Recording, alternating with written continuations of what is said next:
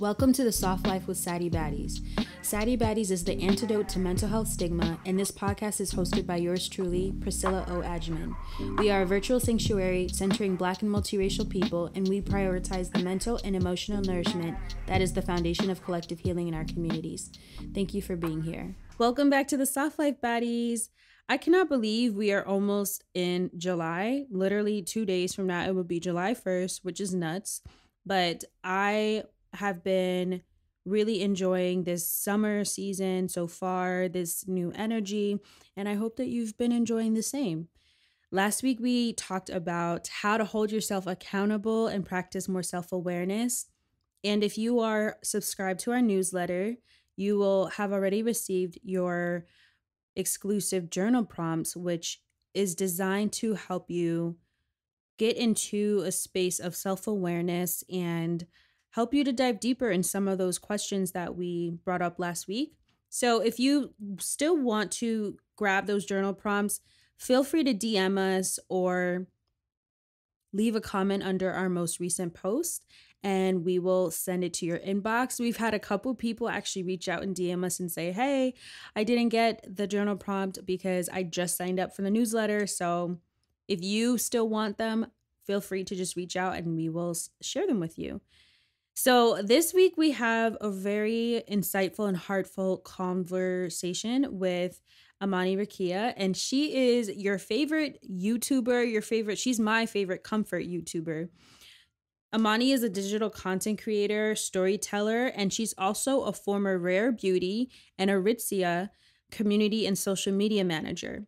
Most importantly, what I love about Amani is that she's really creating the life that she loves on her own terms. So whether you might see her perfecting her at-home matcha latte recipe or her opening up about loneliness, dating, finding your people in a new city, and just navigating adulthood in your 20s, Amani is a truth teller and she really shares honestly and authentically about her journey, and I really love this conversation. So let's welcome Amani Richardson into the Soft Life.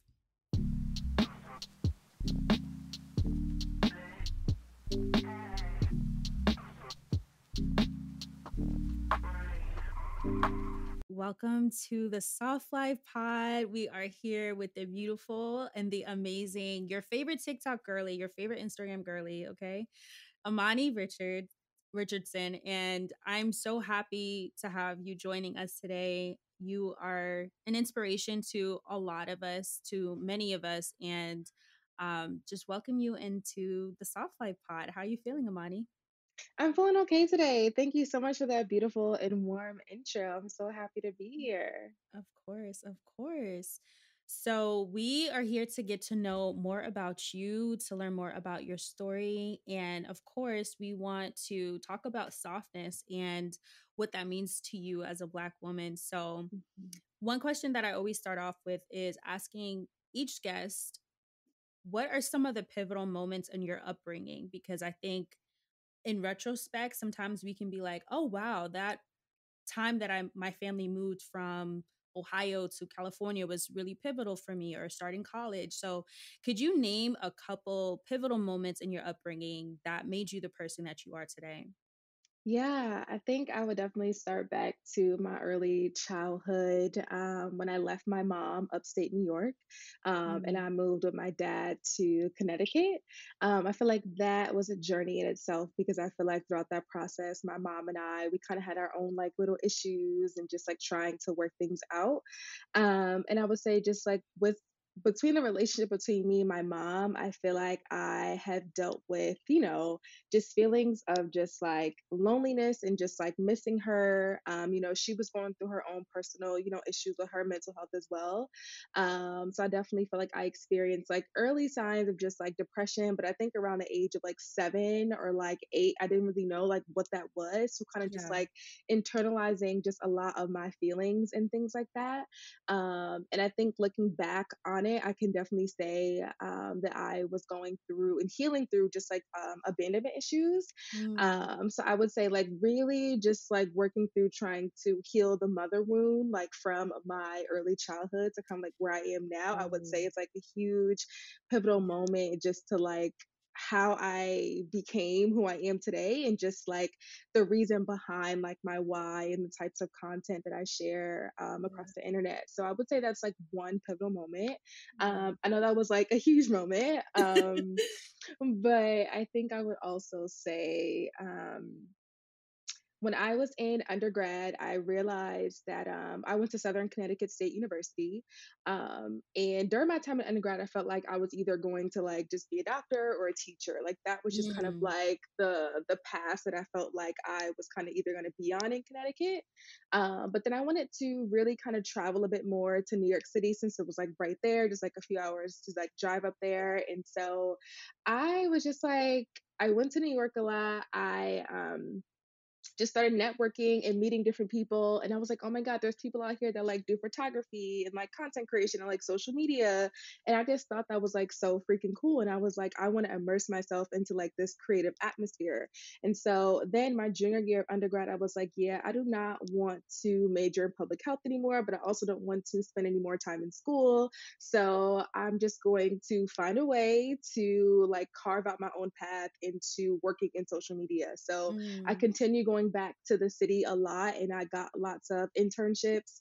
And then when it was time for me to graduate, I like applied to a bunch of different jobs, just like hoping for the best and like really trying to hone in on the experiences that I got between my junior and senior year. And I ended up just like finding a way to like make it into the social media industry.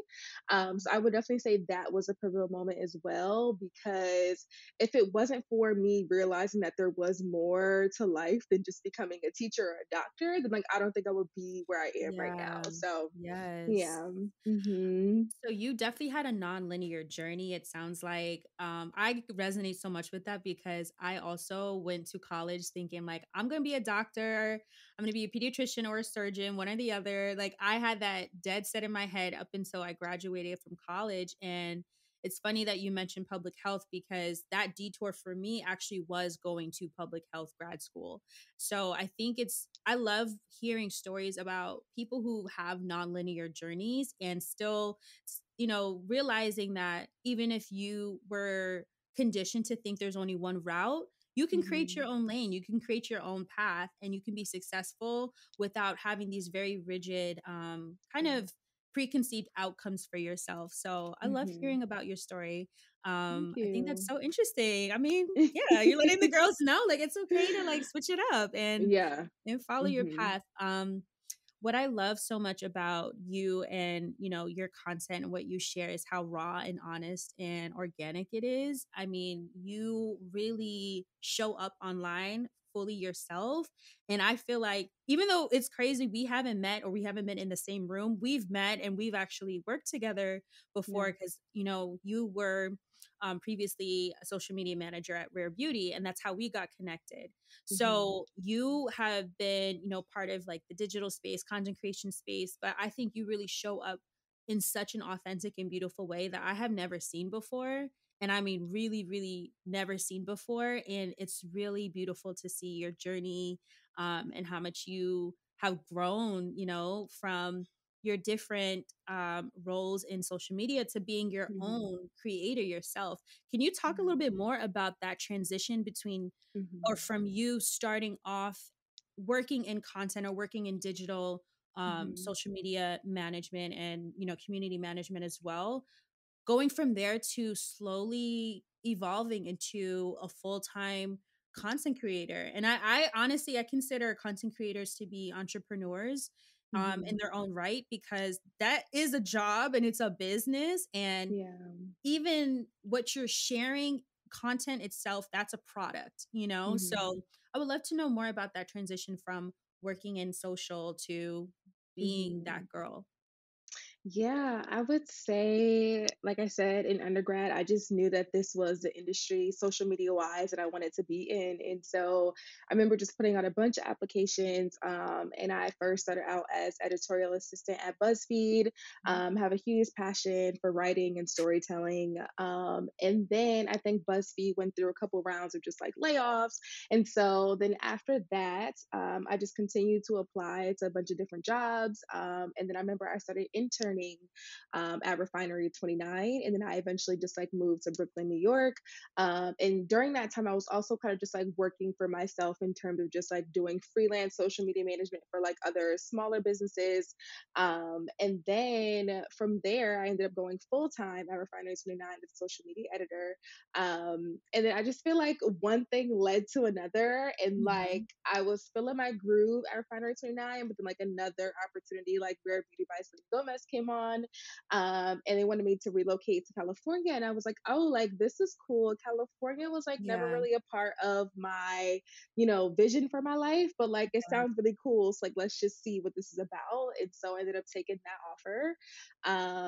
And then from there, I just kind of realized that as much as I love beauty, that's something that like I actually just really wanted to keep sacred, just like for myself. And I just felt very exhausted just trying to like, I don't know, I just feel like the beauty industry at times can just be very toxic. And I just yeah, felt like as a Black woman, there were just like too many discrepancies and too many things that I just felt like just didn't really sit right with me. And I felt like too many brands are trying to uphold just European beauty standards. I'm just like, you know mm, what, this just doesn't really like fit me. I don't really feel seen. And so I kind of just wanted to like yeah, pivot into a different kind of avenue. And so I moved over into the skincare world, which I felt was more universal, more versatile, more flexible. And so then I started working at Curology as their social media manager for their TikTok channel. yeah, And that was just like super dope, super amazing. And I think it was like this point where it was like, I want to say my first time ever in my corporate career where I had a Black woman manager, and she mm, poured into me so deeply, and it just inspired me to just like want so much more out of life and for myself. yeah, And so when I was running the TikTok over at Curology, all I was doing was just like creating content, creating content, creating content. So I yeah. feel like it was kind of like a manifestation for like kind of Mm. where I am now. You But were training. then You're basically training yourself literally. to Yeah, I definitely feel like I was training for this moment. Yeah, And then my manager went on maternity leave, and I feel like at that moment the atmosphere at the workplace just felt a little different. Like she was like yeah, my cheerleader, like she was like my ride or die, like my right yeah, hand. So when she left, I was like, like I don't know if I'm really feeling this. But at yeah, this point, when I left Curology, I knew that I wanted to become a creator full time. I would say like mm, while I was working at Curology, I was also doing content creation just like on the side, like for myself. And I would say that was like at the top of 2022 when I was just like creating content at home in my new apartment. And that was the first time when my videos ever went viral on Instagram. I think it hit yeah, over like 1.8 million views. And it listen, literally was that moment. Like when I tell you guys, all it takes is just like one video to like legit change your life. s Like that one video yeah. changed my life I because remember seeing that. I was like, "Oh my god," like and you are literally so talented at how you produce your reels, and it's a production. I know it's not like no like 5 clips pieced together on CapCut, like, Right. you're putting in work. It's Yes. extremely it's very high production, content, Mhm. and I can tell you put so much energy and time into creating it, and the girls, we see it. We see clearly. I Yeah. mean, that's amazing. Thank So you you. had So this I one feel like video that mhm. went Yes. viral essentially.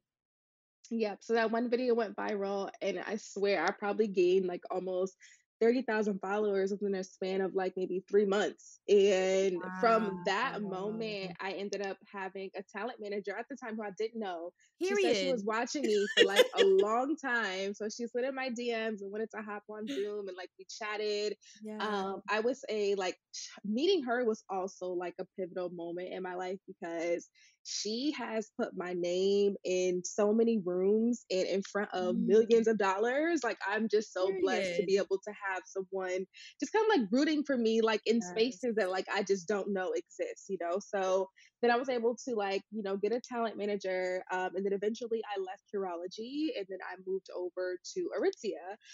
So at Aritzia, I kind of was like, you know what? I love content creation. I obviously want to do this full time, but if I go to another role or company, I do not want to be creating content. Like I have to keep that for myself. I don't want to feel the burnout or anything. So my role at Aritzia was senior community manager.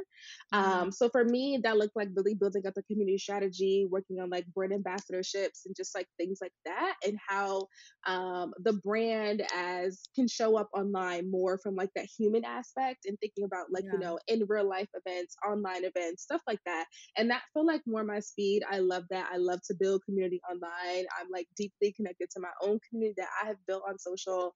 Right. But yeah, and I think now it just got to a point where like as I'm working at Aritzia, like the brand deals just like keep coming.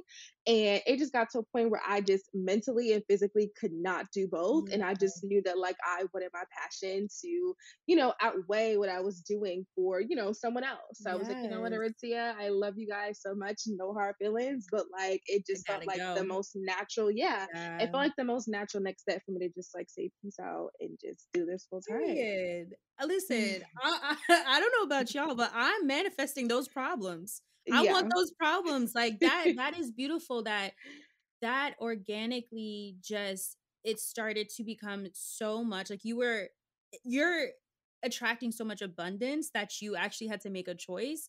That is Yeah. beautiful. And just Hmm. know that like that is a testament to all the work that you've already put in, but also I think just proof of like God and spirit aligning Yeah. and giving you all of this amazing, opportunities. And we're so proud of Hmm. you. I'm proud of you. Thank I just need to give you your flowers. Like you. I'm so incredibly proud of you, Amani. And it's beautiful to just continue watching you grow. So you talked a little bit about how, you had videos that went viral and Hmm. your community grew pretty much overnight, as some would say. Hmm. 3 months is a very short span of time to have Hmm. a increase of 30,000 followers.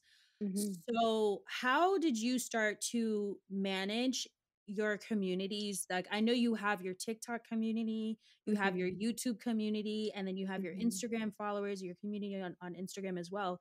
How did you grow each following and kind of maintain the volume of people that were coming to your page, DMing you, commenting, Hmm. replying to your stories? Like, how were you able to manage that? Because that's a lot. It's a lot. Hmm. It's a lot of interaction, communication.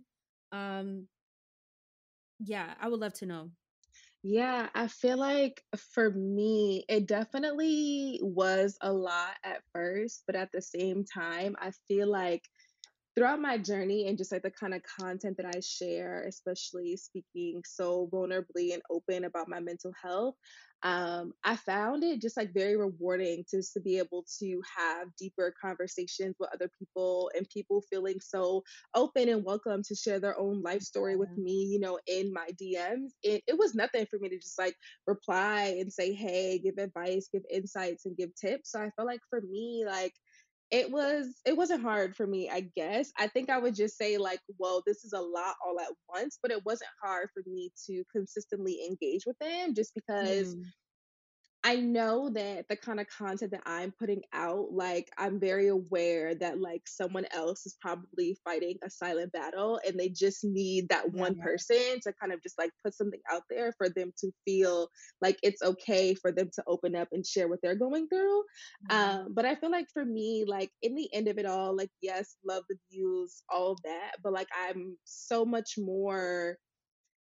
I feel like it means more to me just to be able to see people be so open and vulnerable, back with me because I feel like I'm putting out that kind of energy as well.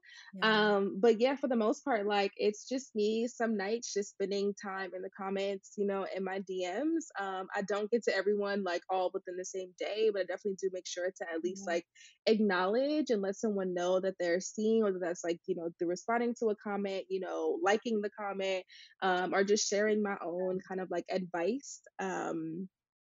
like back with them in the messages, but I also feel like whenever I do see people commenting things, like I'm always like kind of like taking notes and kind of like Mhm. bottling up that feedback so that way as I continue to create my content, like I know kind of like what the girls are looking for Yeah. or kind of like what is like what's pressing my community right now and like is there Yes. an experience that like Yes. I have gone through that I can also tap into Yeah. and also share as well. So Yes, I love that. I love that. I think that's something that's really intrinsic with community management. I do the same mhm. thing with I call them like pulse checks. Like I'm like, all right, how are we feeling? Like, if there's something Mhm. that just happened in the news or like there's some Yeah. celebrity drama, I'm like, okay, what's tea? Like what's going on? Mhm. Talk to us, and I think it's a form of, taking in information, but it's also feeling the vibe, reading the room, Mhm. and I think you do that so well. So I love, how it sounds like it's also very organic for you to do this. Mhm. But Yeah. I also would love to know what is your relationship with social media as a full-time content creator, as a full-time Mhm. entrepreneur? How would you describe it right now in this moment? I know it can change from day to day, girl. Mhm. Like trust me, it can change in the drop of a Yeah. hat, but would love to know what your current relationship is with social media right now. Yeah, I think I would say I have a pretty good relationship with social media. I feel like for me, I just use social media for like what I need it for, and I'm not the kind of person that likes to spend so much time just like going down rabbit holes on the internet. Yeah. I think for me as a creator, it's also important to kind of just like see what else is happening, see what's trending, like, trying to be in the know. But I think for me, I use that time very sparingly. Like I try not to pay too much attention to Mhm. trends. Like I just like to because I feel like for me as like a storyteller, because I really feel like that's like what I am as a storyteller. And so I feel like it's important that I don't spend my time just trying to see what's trending and like seeing what people are posting all the time. Yeah. Like I just want to make sure that like I'm always like sharing from my own POV and Yeah. I'm not trying to tap into what someone else is doing and things like that. Yeah. So I feel like for me, my relationship isn't like super toxic at all because I do set those boundaries for myself where I'm just like, okay, today is a Friday and I'm not posting, but I just want to be entertained. So let me just like go on TikTok. Let me Yeah. not try and just like go see, what sponsorships or like campaigns like other influencers got because Yeah. for why? You know what I'm saying? Like I Right, try to right. just use social media as a form of just like entertainment for myself, to be honest. Yeah. And then once I feel like I've gotten what I needed, in terms of being entertained, then I'm like, you know what? Okay, that was a good break. For me, it's kind of like watching like Netflix or The something because I TV. do Yeah, not, TV yeah, like show. I don't watch TV at all. Like I just like Yeah. it's too much like in terms of like sensory like overload. Like I Yeah. can't watch TV, like I can't create content and be on like social media. Like I gotta pick one. So like I Yeah. use social media as that for me, and then I kind of just like go back into my own hole and just like brainstorm and just like create my own content. Wow, that is so healthy, and I feel like I So wish a lot of us could say the same. I wish a lot of us could say the same thing, but it sounds like you've created really healthy boundaries for yourself, and you know what works for mhm, you and what's going to help you to stay inspired, but not mhm, become sucked into the vortex or the, echo yeah. chamber of social media. So Mhm. shout out to you for doing that. It's not easy. It's not It's easy. not. It's not. So for the girls who don't know, Amani has a really beautiful series on YouTube called The Living Alone Diaries, and I love them. It's you are one of my comfort YouTubers. That Oh. I just like I'm like, you know what? I need a girly vibe, like I need some feminine energy in the room. Like I just love Oh. to, if I'm cooking or doing whatever, I'll just, put that on. But you have created this series and it's Mhm, more of a diary in my opinion. Like I look at it and I'm like, wow, like this is so candid, so raw, so honest. And you touch on dealing with loneliness, especially moving mhm, to a new city since you moved from the East Coast to LA a couple years ago for work. And I'm assuming that that transition was not that simple, and having to literally uproot yourself. The culture in New York is very different than the culture in LA as Mhm. well. Like, Yeah. I'm an East Coast girly through and through, so Yeah. I get it. You know, I'm like, ooh, I don't know if I could ever do LA, but I Mhm. feel like that adaptability is a skill set. I also would love for you to share and open up more about that experience dealing with loneliness, you know, Mhm. romantically, socially, maybe even from your family. How have you Mhm. dealt with that? How have you, you know, learned more about yourself through that experience? Mhm. Whew, this is a loaded question. I feel like the transition for me definitely was really, really hard to Hmm. start, for sure, because I think once I realized things that I didn't like about the beauty industry and just like about my Yeah, job, like I think that already kind of like messed up my mental health in a way. And so it took just a long time to muster up the courage and just be like, you know what, like I don't want to be the strong black woman anymore, to just like figure it out and just like push through. So I was like, you know what, I'm gonna leave this job and I'm going to, move elsewhere. And so yeah, I think once I, was able to put myself in a better work environment, I feel like I opened myself up a little bit more to just like hanging out with different people and just like trying yeah, to like venture out in California. But I feel like it was also hard because I moved in 2020, like at the height of the pandemic. So it's yes, also just like, where are people at? Like, should I stay right, inside? Should I go outside? Like, it was yeah, very, very hard.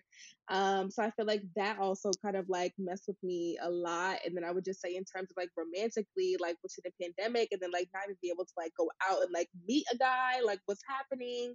So I yeah, definitely resorted to dating apps, and I felt like I met some guys through there, but like nothing ever really like stuck. Nothing ever really felt like super solid. It just felt like very flaky here and there. And I feel like yeah, that also put me in a space of just like, okay, the dating is not working out. Like my work is kind of cool, I guess, but like all of this for like, like what does it all really mean, and like what is it right, all really for? And so I definitely have had a lot of those thoughts, and I feel like that's really kind of like what birthed the Living Alone Diaries for me on YouTube, because it was just like, I know that like I can't be the only one who has had major transitions in their life, whether it was moving to a whole nother state or not. yeah, But like just like those inner thoughts of like, is it worth it? Like, and just being able to kind of like be of inspiration to someone, to kind of like yeah, not be afraid to just like ask yourself those questions, like get the help that you need,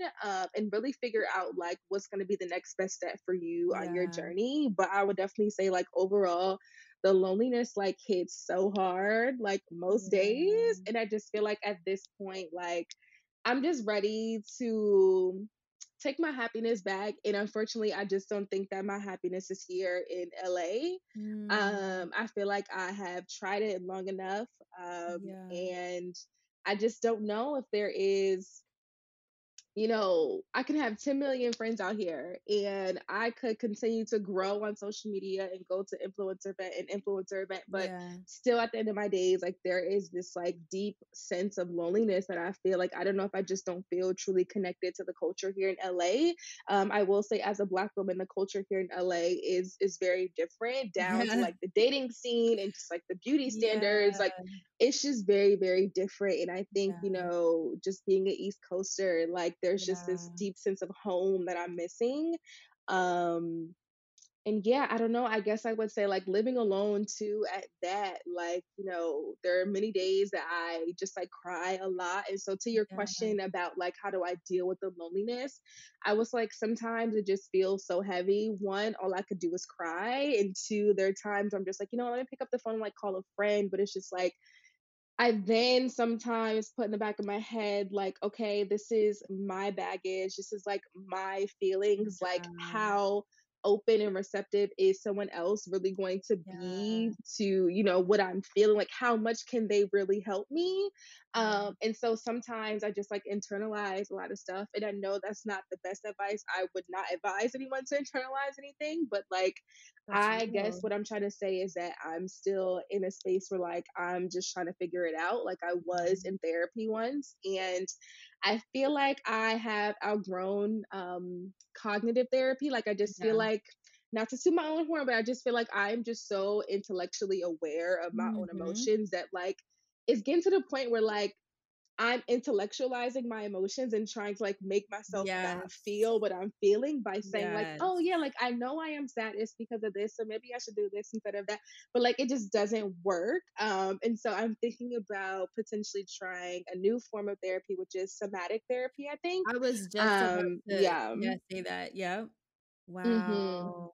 Yeah, Wow. so the loneliness is definitely hard. And I think my best advice for anyone listening in terms of like feeling, lonely and like living alone at that is honestly, like, just lean all the way into those feelings and just Mhm. like seriously, just like allow yourself to feel and just try not to tie yourself so deeply into your work to the point where it becomes a distraction. Because what I'm noticing with myself is like, although I'm booked and busy with these campaigns, it's like at the end of the night, like I'm still very sad. Like it fulfills me in the moment, but like there still is like this deep feeling of like, dang, like I wish I had like a boo or like a partner to like do all these Yeah. things with. So I don't know. I think a lot of it too also just comes with just like being patient and just like Yeah. timing of everything. And also just like being willing to kind of like put yourself out there, I think is Yes. also super important, and not just staying like so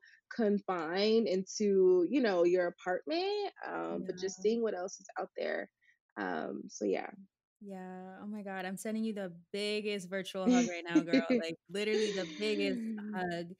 And I feel that 1000%. Thank you for being so honest and being so real and vulnerable, because this is the stuff that people don't talk about. People only see the highlight Mhm. reel, but they don't Yeah. know what's on the other side of the screen. There's been so many times where I've shot content or I've done a video or a podcast and I just finished crying, Mhm. or I've beat myself up right afterwards and nobody sees that, Right. So I'm just holding and extended all the grace to you, because I get it. And I just want you to know that you are seen and, you're safe here. I really appreciate you being so honest, because I think more people need to understand that and need to realize that their favorite content creators, their favorite artists, their favorite creators, entrepreneurs, like they go through some shit that they never ever talk about Right.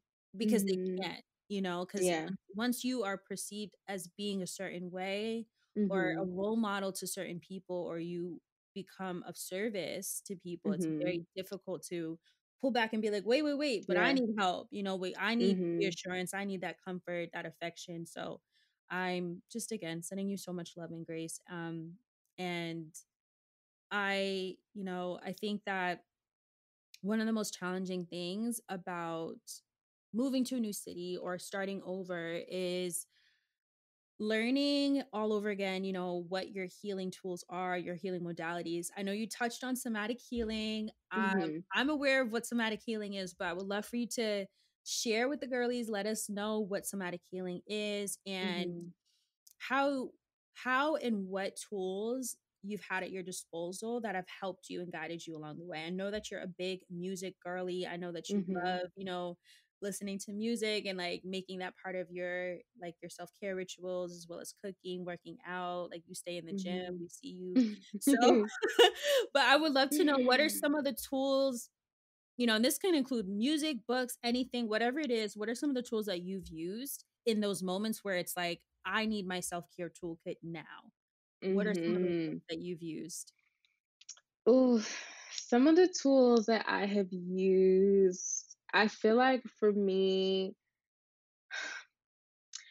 Imma just be so, like, just vulnerable here as well. I Yeah. feel like a big part of my loneliness too is just, like, going through, like, the dating and the relationship woes of, like, grieving the loss of, like, the potential of, like, what something, like, could have been. And so I feel Mm, like for me, since being in LA, I feel like throughout a lot of like my dating experiences, music just so happened to be so heavily tied just like to yeah. those people or situationships. And so, Mm, believe it or not, like I try not to listen to music as much as I can, at least like hip hop, R&B and B and things like that, like because it's really triggering. Mm, And I'm working through the process of like trying to like reclaim that music for myself, but like I know that literally only time can heal that. yeah. So when I do listen to music, I do opt for more just like jazz, like classical kind of music, Miles Davis, John Coltrane. I gave up the Janae Aiko, I gave up the SZA Oh, because no, wait, no, I didn't give up SZA, but I gave up Summer Walker because oh, it's just something yeah, about like just hearing another woman yeah. just like going through stuff. So It's- instead, I'm like, you know Yeah, what? Let me listen to Jagged Edge. Like, let me yeah. listen to John L. Jones. Let me listen to a man sing to me and tell me why he needs me Affirm. Let's bring instead. that back. Period. Can we talk about bringing back R&B, 90s R&B? Because I feel Yeah. like the formula was different back then. Yeah. Like Mhm. men knew that they had to Yeah. beg for it, and it's like, Yes. let's bring that back. Yeah. That is, oh my gosh, I love Yeah. that. So I feel like for music, it definitely has to be more on like the jazz. And for me, just Yeah, like in this phase of my life.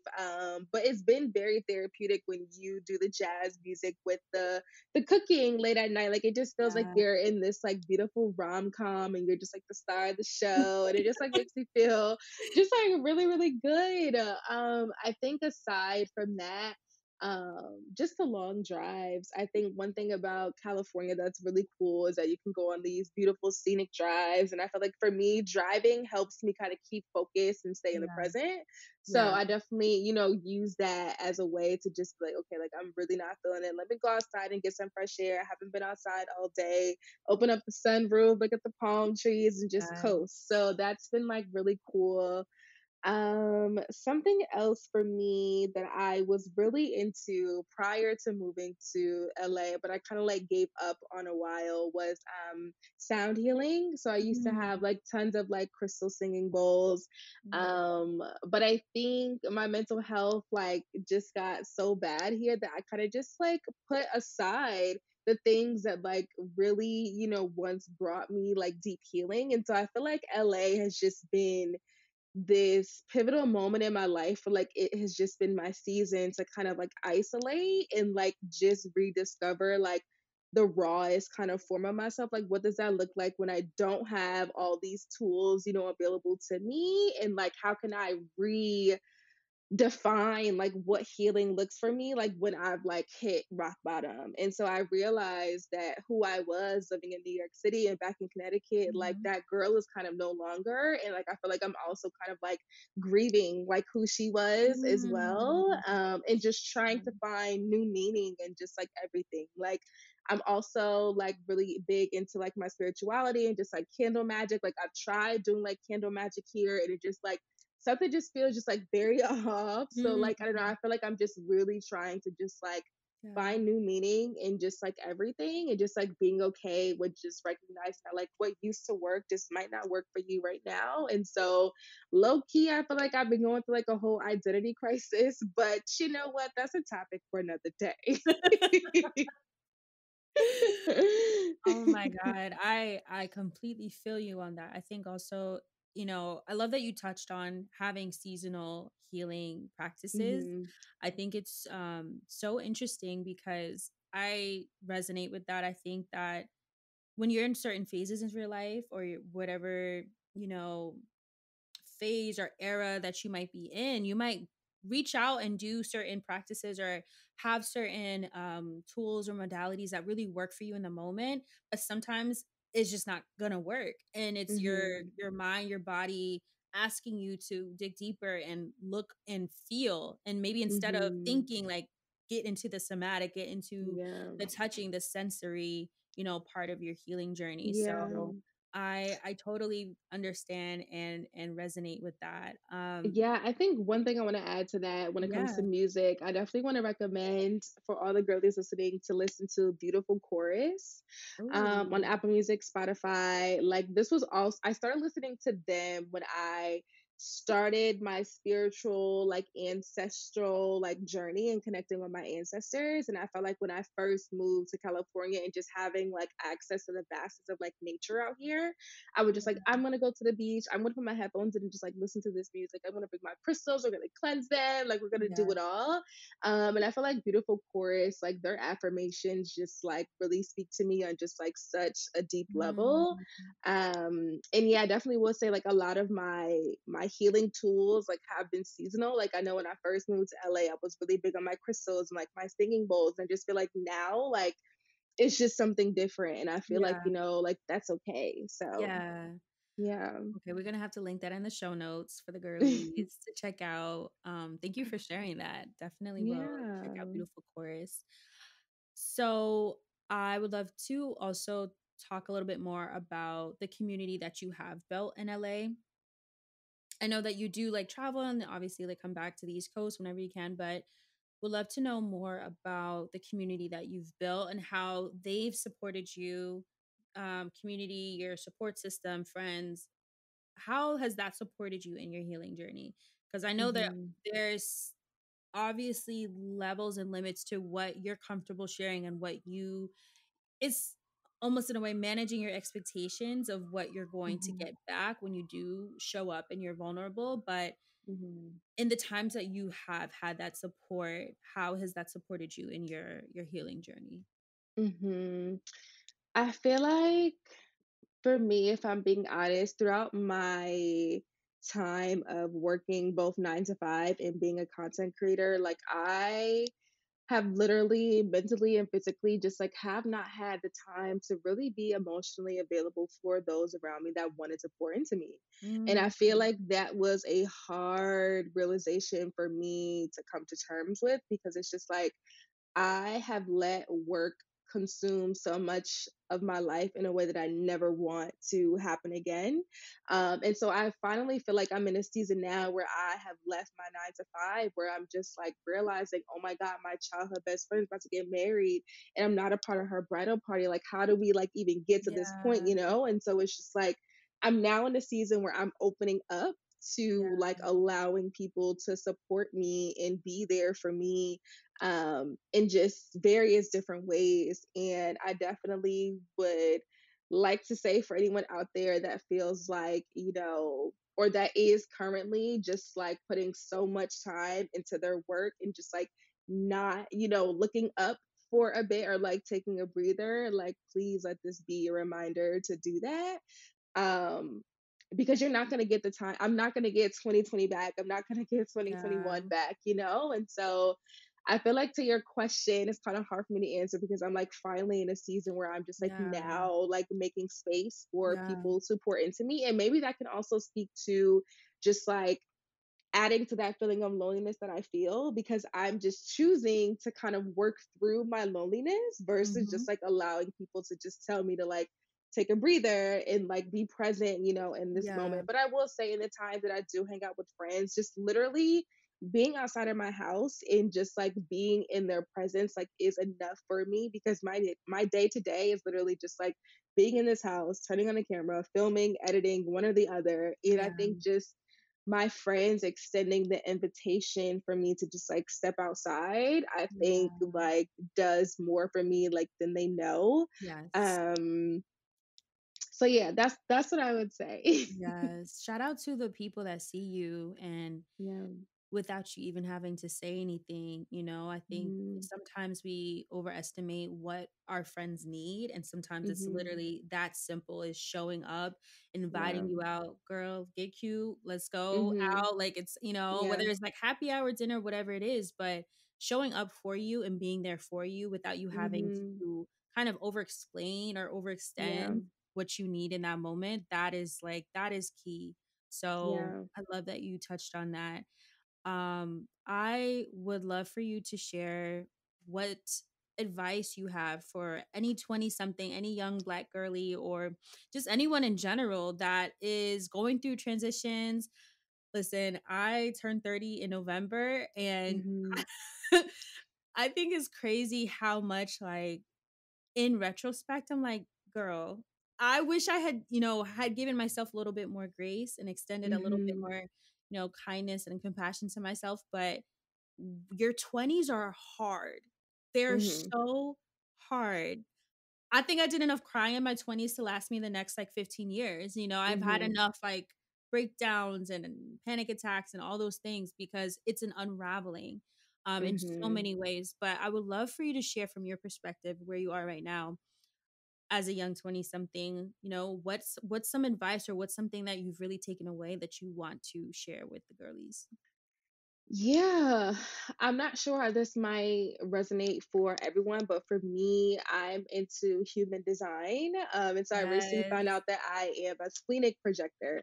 So for me Ooh, personally, when it comes to making decisions, like it's literally just like a gut feeling or like an instinctual feeling that like I just know what's right and what's wrong yeah, for me to do.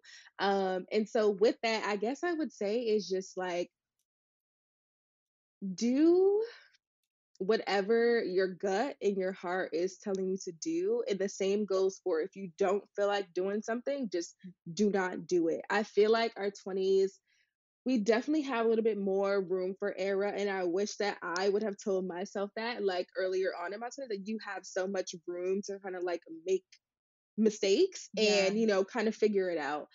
So for me, like when it was time for me to leave my 9 to 5, I knew way before I made that decision exactly. that Yeah, I wanted to do it. yeah, But now that I have left my 9 to 5, like I am probably the happiest, the most free that I have ever felt.